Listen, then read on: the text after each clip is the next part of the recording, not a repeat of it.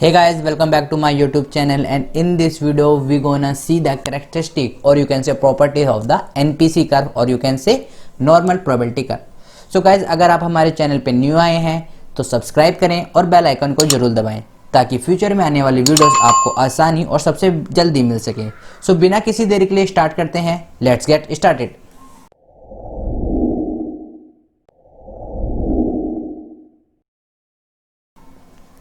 यहाँ पर हम करेक्टरिस्टिक की बात करेंगे एनपीसी कर्व की। गाइज ये क्वेश्चन बहुत इंपॉर्टेंट है, आपके एग्जाम में ये 2 टाइम्स पूछा जा चुका है और वो भी 10 और 10 मार्क्स का, दोनों बार 10 मार्क्स में पूछा जा चुका है, राइट। अगर आप थ्योरी के पॉइंट ऑफ व्यू से देखेंगे तो एनपीसी कर्व बहुत ही इंपॉर्टेंट है। इवन अगर मैं पूरे ब्लॉक 3 की बात करता हूँ आपके इग्नू MAPC 006 की, तो एनपीसी कर्व आपका सबसे इंपॉर्टेंट टॉपिक है थ्योरी पॉइंट ऑफ व्यू से, राइट। तो देखते हैं कि एनपीसी कर्व क्या होता है और क्या क्या इसकी प्रॉपर्टी है। सबसे पहले कि एनपीसी कर्व होता क्या है, तो हम एक एग्जांपल लेते हैं। सपोज करो कि आपकी क्लास में बच्चे हैं अराउंड, राइट। उस बच्चों को मेरे को स्टैटिकली दिखाना है, मीन्स उनका मेरे को एक डायग्राम बनाना है कि किस बच्चे के मार्क्स आए हैं। तो एक सीधी लाइन है ये, और मैं मान लेता हूँ यहाँ पर बच्चों के मार्क्स में रिप्रेजेंट कर रहा हूँ कि 10 से 20 यहाँ पर रिप्रेजेंट कर दिए, और यहाँ पर हमने ले लिया 50 to 80 एंड मैंने यहाँ पर ले लिया 90 to 100, राइट। ये हमारा मिडिल पोर्शन है। तो गाइस कभी भी आप देखोगे कि आपकी चाहे क्लास में हो या आप रियल लाइफ में भी देखोगे, जो आपका 90% जो डाटा होगा पॉपुलेशन का वो आपका मीन के अराउंड रिवॉल्व करेगा। बहुत ही कम बच्चे अराउंड में, अगर हम बात करते हैं अगर हमारे पास 20 स्टूडेंट्स हैं तो 5 ऐसे बच्चे होंगे अराउंड 5 के जिनके इतने 10 से 20 के बीच में मार्क्स आए होंगे।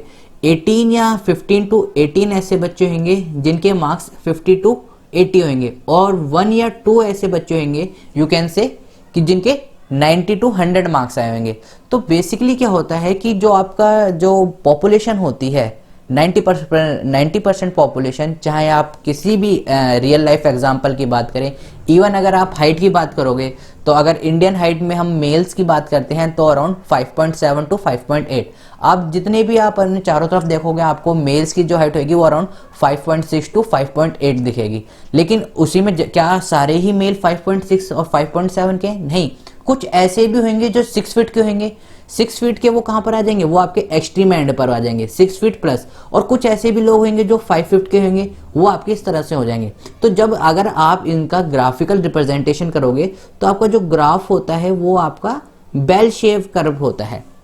मैं दोबारा बना देता हूँ। ये जो आपका जो ग्राफ बनेगा ये आपका बेल शेप कर्व बनेगा, बेल शेप कर्व, राइट। इस बेल शेप कर्व को आप क्या कहते हैं, नॉर्मल प्रोबेबिलिटी कर्व, और you can say bell shape curve,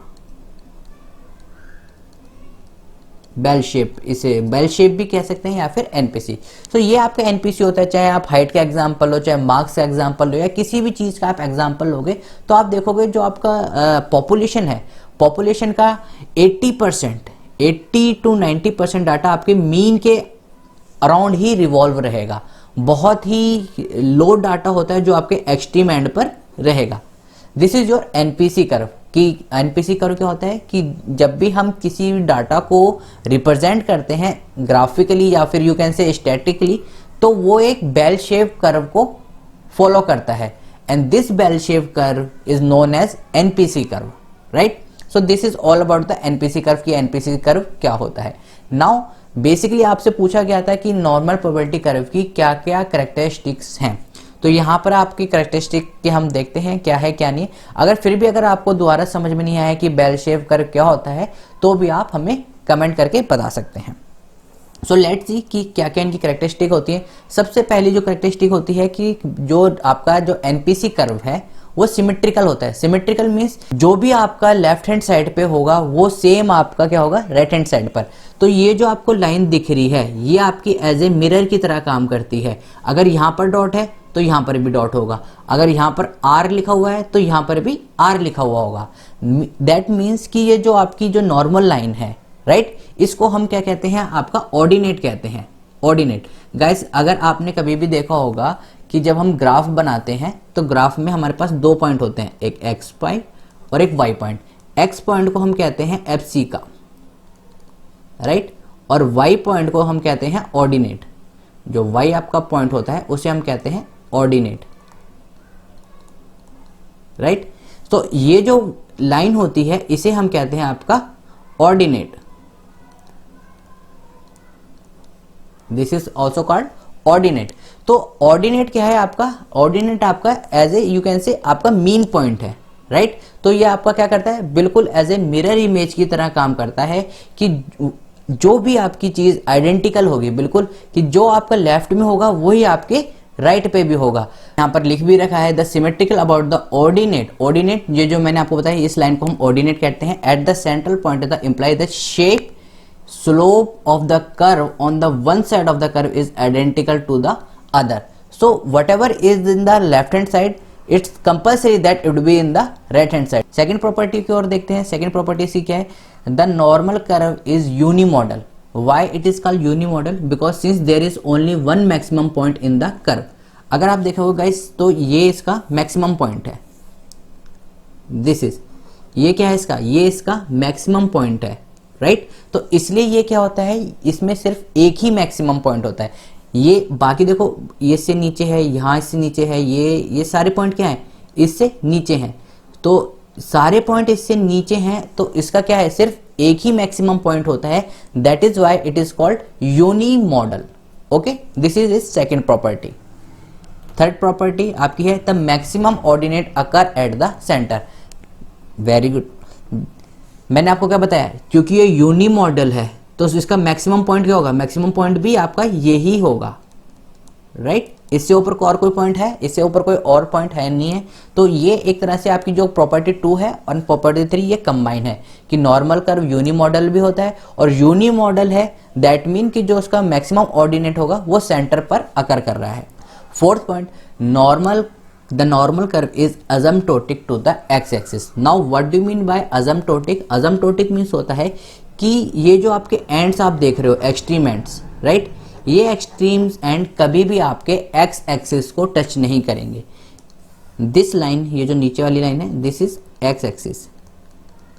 आपके जो asymptotics हैं, what do you mean by asymptotic? That mean कि the curve continue to decrease in the height on the both hand from the middle to the point, okay, but it never touch the x axis. So that mean यहाँ पर अगर आप इसमें diagram में भी देखोगे, यहाँ पर क्या लिख रखा है उन्होंने? Minus infinity two plus infinity, right. Means ये कभी भी टच नहीं करेंगे। कई बार बच्चे डायग्राम बनाने में गलती कर देते हैं और इनको टच करवा देते हैं। गाइस कभी भी ये जो आपका ग्राफ है ये कभी भी एक्स एक्सिस को टच नहीं करेगा। एक्स एक्सिस को टच क्यों नहीं करेगा? अगर सपोज करो ये एक्स एक्सिस को टच कर देता है, दैट मीन हमारा एरिया क्या है? कन्फाइंड है, मतलब हम 100% श्योर हैं, राइट। 100% श्योर है मीन्स हमारे पास एक एक बच्चे का डाटा है और एक एक बच्चे का डाटा होना इट्स इम्पॉसिबल, ओके। तो कभी भी आप कभी भी डाटा कहते हैं, हम कहते हैं 99%। इवन जब हम कहते हैं 24 carat gold, that is 22 carat gold, right. वो प्योर क्यों नहीं होता है? Why? Because there is nothing as called perfect, okay. So ये अगर हम इसको एक्स एक्सिस से टच कर देंगे तो क्लोज हो जाएंगे और क्लोज हो जाएगा डाटा, डेट मीन कि हमें उन सब की वैल्यू पता है। दैट इज वो कन्फाइंड एरिया है। कन्फाइंड एरिया को हम फाइंड आउट कर सकते हैं। इसलिए कभी भी जो आपके जो ये एक्सट्रीम एंड्स होते हैं कभी भी आपके एक्स एक्सिस पे टच नहीं करेंगे। The height of the curve decline symmetrically. मैंने गाइस आपको बताया था क्यों क्या कि एक तो ये यूनी मॉडल है, राइट। ऊपर से मैंने आपको सबसे पहले आपकी प्रॉपर्टीज थी वो आपकी थी कि ये क्या है? सिमेट्रिकल है। मैं दोबारा दिखा देता हूँ, द कर्व इज सिमेट्रिकल। तो सिमेट्रिकल मीन्स अगर ये पॉइंट है इनका, यहाँ से वो क्या हो रहे हैं? चेंज कर रहा है अपनी शेप। यहाँ से ये चीज थी, ये शेप थी और यहाँ से ये शेप जा रही है। तो अगर ये यहाँ पर इस पॉइंट पर चेंज कर रहा है तो यहाँ पर भी इसकी इमेज पे यहाँ से आप देखोगे ये इसकी इमेज यहाँ से चेंज होने लग जाएगी।